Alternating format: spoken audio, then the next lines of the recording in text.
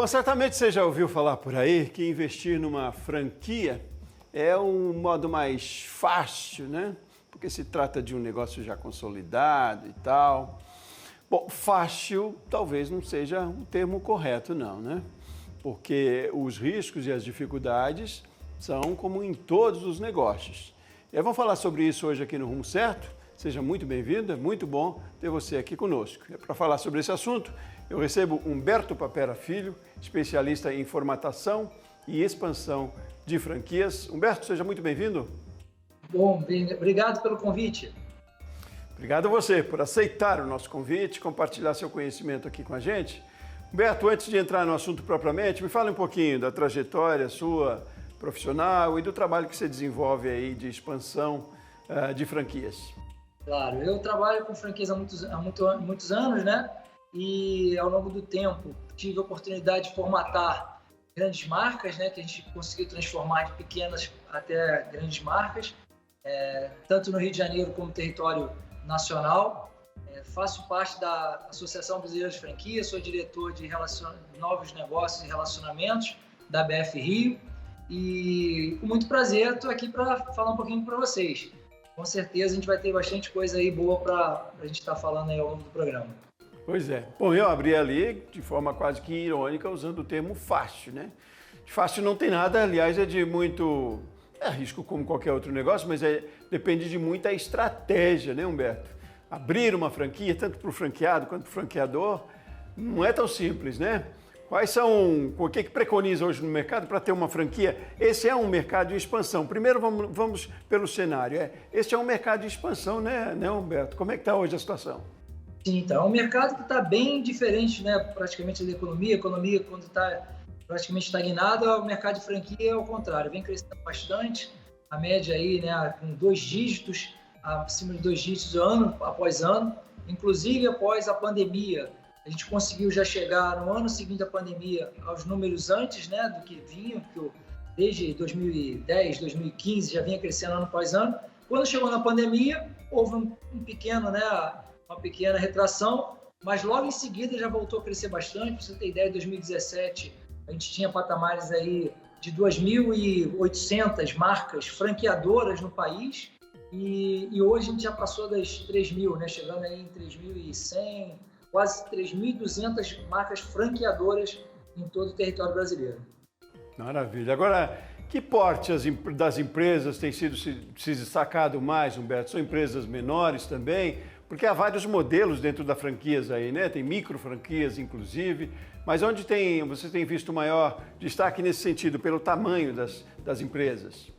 Então, Sebastião, como você falou, realmente, né, que você até disse na questão de franquia ser um modelo mais fácil para você investir. Claro que a gente vai falar que não é mais fácil, mas um modelo mais consolidado, já é um modelo testado e traz mais segurança à população em geral, né? Então, a população normalmente, para trazer essa segurança, ela tenta buscar as franquias mais conhecidas, né? Então, você tem grandes franqueadoras, né, no Brasil todo. Você tem franqueadoras com um porte de mais de 1.000 unidades, 1.500, 2.000 unidades. Isso, com certeza, as pessoas normalmente vão buscar. Só que essas franqueadoras grandes, principalmente nas principais capitais, elas já estão praticamente tomado o território todo. Então, as pessoas começam a pesquisar as outras. Aí entra um papel muito, muito bacana, até da nossa parte aqui, de estruturação de novos negócios. Então, a gente busca empresas menores, que já estão ali testadas há alguns anos, mas com 1, 2 ou 3 unidades. A gente faz toda a parte de estruturação de negócio, né? A gente cria plano de negócio, a parte estrutural financeira, jurídica, operacional, para deixar essa pequena marca pronta para escalar. Aí essa marca vai crescendo, ela vai de 1 ou 2, ela passa para 5, para 10, 20, 30, e aí vai chegando a patamares de tornar uma grande marca, 300, 500 ou 1.000 unidades. Então as pessoas procuram isso, né? Primeiro elas vão lá nas grandonas, depois vão para as médias, acabam chegando nas pequenas marcas que são regionais, que são marcas que estão com mais proximidade, né? Estão ali no dia a dia dessas pessoas, e aí, obviamente, ela vai lá e confia na marca e ela entra nisso, ela entra no segmento, normalmente aí pelas suas pequenas marcas, sim. E é bem rigoroso, né? O processo é muito... bem sistemático e muito rigoroso mesmo, né, Humberto? Para se abrir uma franquia, ou para ser um franqueado, não é? Sim, sim. Então, assim, falar um pouquinho até pelo lado institucional, né? Eu faço parte da BF, como eu falei, eu sou daqui da BF Rio de Janeiro, sou diretor de novos negócios, né? Então, a entrada de novas marcas eu participo, estou muito próximo. O que a gente passou a fazer, né? Principalmente a BF, né? Que é a maior instituição do segmento de franquia no Brasil hoje, né? A Associação Brasileira de Franchise. O que a BF passou a adotar de alguns anos para cá? Nós passamos a adotar essa rigorosidade um pouco maior, porque realmente no passado algumas empresas achavam que não precisavam passar por todos os processos de estruturação. Achavam que era simples, vamos lá, vamos montar, vamos botar no mercado e ok. Acontecia isso sim. No passado nós tivemos aí algumas marcas que entravam no mercado, não davam suporte ideal para o franqueado, não davam suporte ideal para quem estava entrando no segmento, porque a pessoa quando entra no mercado, ela normalmente não tem muita experiência. Então, ela conta com esse know-how, ela conta com essa experiência da franqueadora para que ela consiga desempenhar um bom papel. E aí, de um tempo para cá, houve muito esse foco, né, de estruturação das marcas. E com a estruturação, as marcas passaram a ser mais criteriosas, sim, e passaram a ter pessoas mais preparadas. E aí eu posso até complementar nesse sentido, que de alguns anos para cá, com essa tecnologia, né, a gente está fazendo aqui um call, né, à distância, falamos aqui no celular e funcionando muito bem. Então, as franqueadoras conseguiram trazer mais informação, o mercado em si passou a trazer mais conteúdo para essas pessoas, e as pessoas já estão chegando no mercado de franquia com muito mais informação. E aí isso está trazendo mais qualidade no processo seletivo. Pois é, porque para franquear, né, é preciso mais do que o conhecimento já que se tem sobre o que se faz, né? É uma outra expertise quase, né, Humberto? Precisa esse conhecimento de suporte, né, que é além do que você já fazia no dia a dia. Mas eu pergunto qual é o momento em que se pensa, enquanto proprietário de uma empresa, empreendedor, e se pensa em expandir para o modelo de franquia. É o faturamento o determinante? Perfeito. Obrigado. Essa resposta é bem-vinda. Sempre me fazem essa pergunta, né? A marca fala, poxa, qual o diferencial? Por que eu posso pensar já em virar uma franquia? Claro que tem vários fatores, né? Você não vai formatar uma marca, você não vai transformar sua marca em franquia se ainda não for um negócio consolidado. Então, a ideia é que seja isso, né? Já seja um modelo consolidado, que já traga, né, um resultado financeiro bacana, interessante, que ela tenha o mínimo possível de atratividade de algum fator, né? Então, às vezes, a marca ela já tem uma atração pela marca propriamente dito, né? O consumidor entende que é uma boa marca, ele se identifica, ele quer entrar, né, e virar sócio, né, daquela operação ali como franqueado. Às vezes o candidato ele é atraído pelo valor financeiro ou ele entende que essa marca vai dar um resultado financeiro bacana para ele. Então ele entra, então ele começa a procurar. Então o dono da marca ele começa a ser procurado. Ele é procurado pelas pessoas que querem virar sócias, as pessoas querem perguntam se já é uma franquia, às vezes o shopping, né, o local, o shopping ele vê e cria ali a identidade, porque aquela loja funciona, aquela marca funciona bem aqui dentro do meu shopping, então tem essa procura. Então quando a marca começa a ser assediada, ela começa a ter essa procura, o dono da marca falou, opa, tem uma coisa boa aqui, minha marca deve ser boa, meu produto deve ser bom, por que não virar franquia? Então, normalmente, esses aí são alguns indícios que levam a marca a pensar se transformar em franquia. Mas é para todo mundo, Humberto? A gente fala aí que é para muito serviço, tem uma expansão grande, né, além de produtos, mas eu digo é para todo mundo, só o crescimento, só o poder de atração talvez já seja um chamativo, um indicativo, mas alguns critérios que são muito específicos de quem pensa em franquear, não sei se tem perfil, tem habilidade, se tem alguns pontos que talvez vocês identifiquem como mais de sucesso ou de perenidade numa franquia?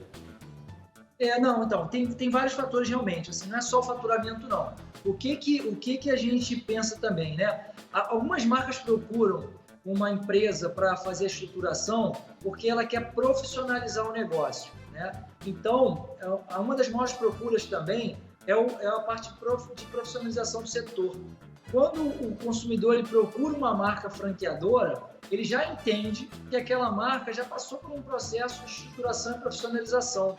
Então, a gente até brinca bastante, né? Eu uso muito exemplo, né? Países, né?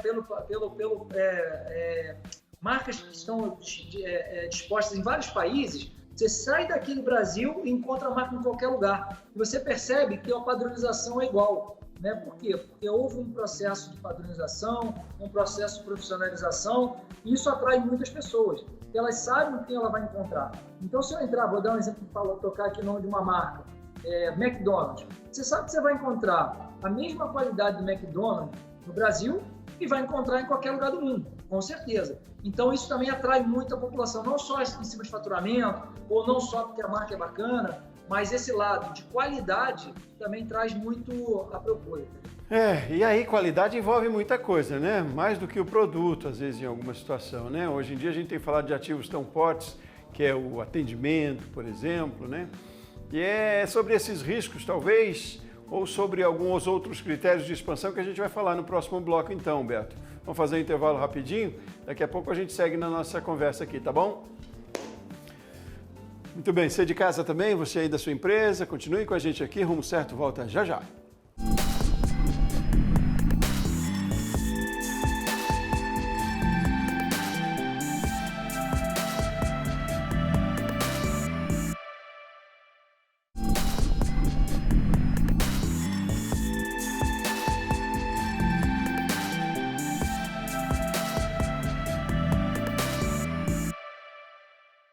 Estamos de volta com o Rumo Certo mais uma vez. Que bom ter você aqui conosco. Hoje estamos falando sobre o mercado de franquias, as oportunidades, os desafios, os riscos também e os benefícios.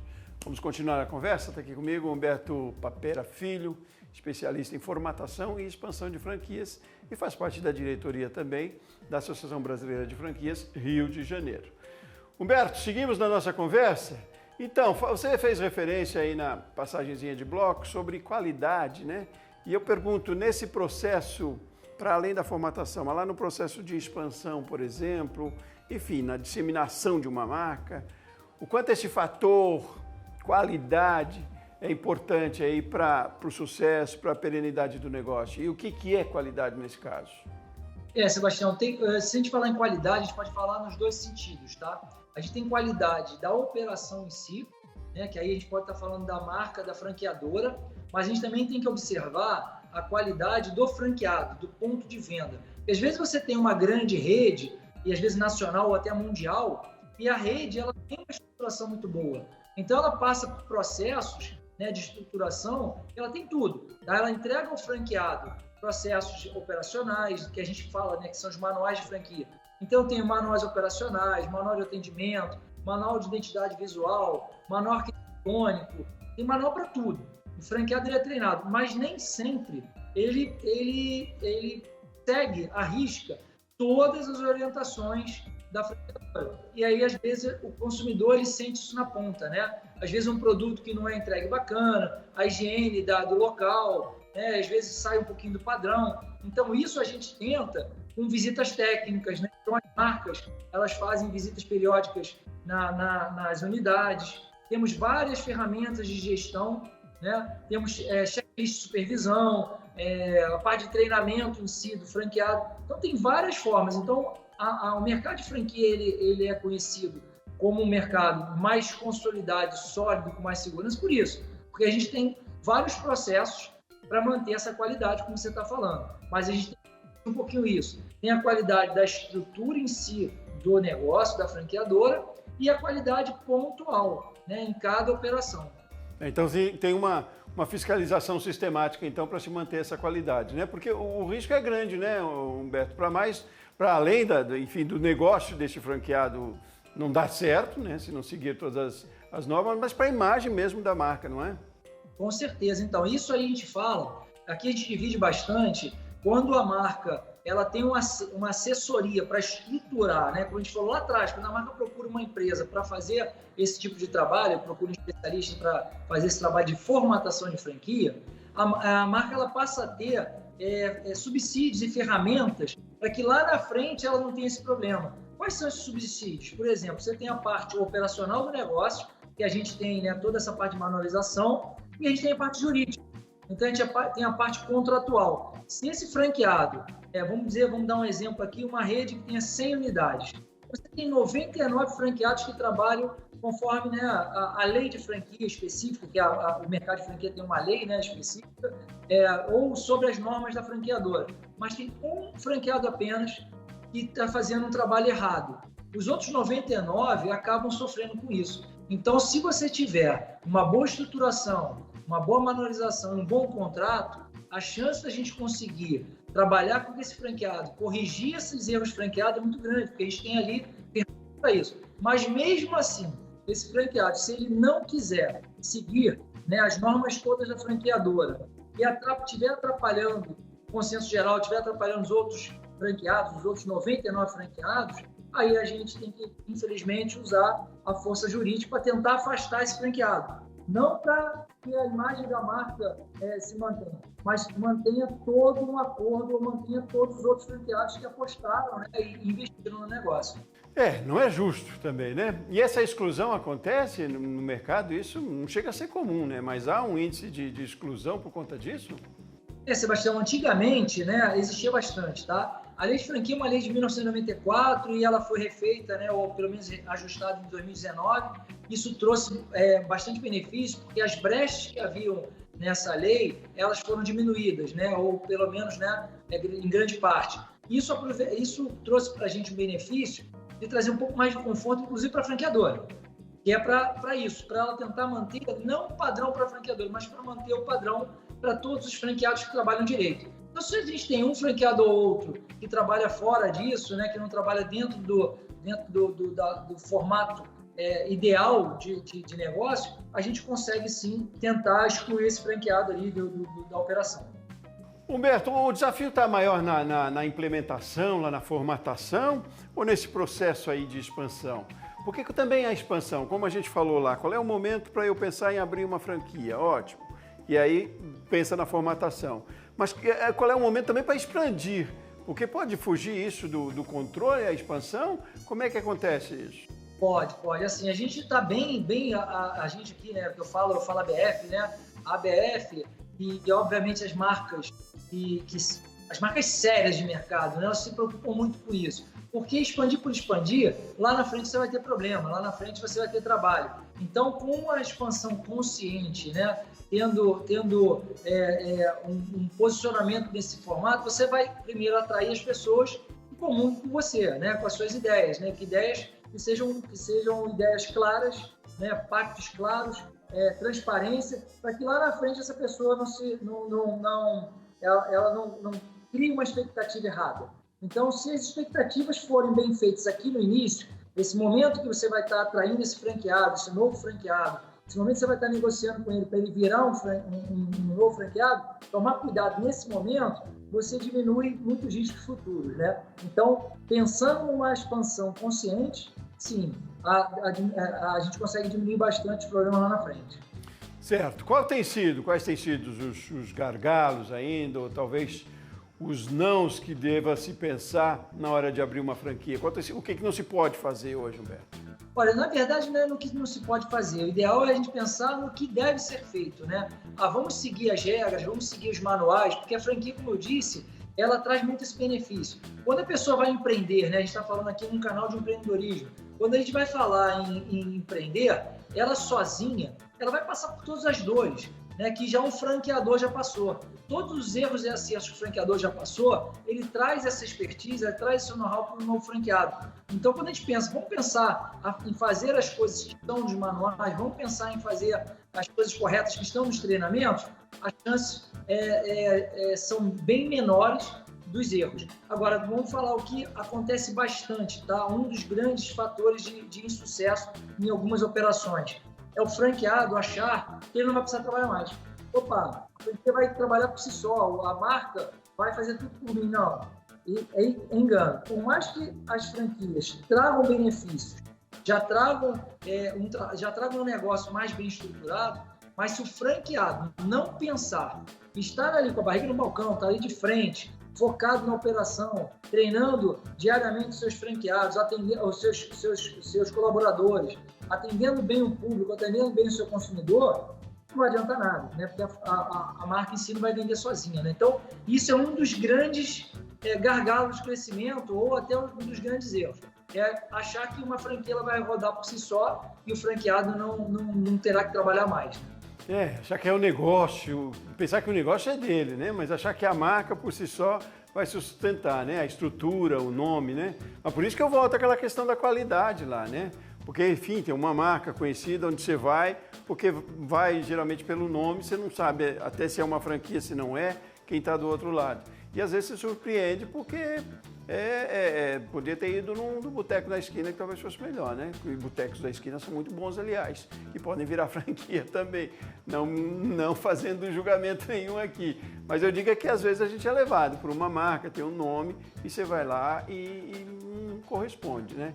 Então aí volta aquela questão da qualidade mesmo. Agora, Humberto, aí nessa linha também, eu pergunto, rapaz, que desafio que deve ser para você manter o propósito, a identidade daquela marca, né? A gente tem falado muito aqui no canal Empreender, e é um foco voltado para micro e pequenas empresas, de que muitas das empresas representam ou elas expõem a identidade do empreendedor, né?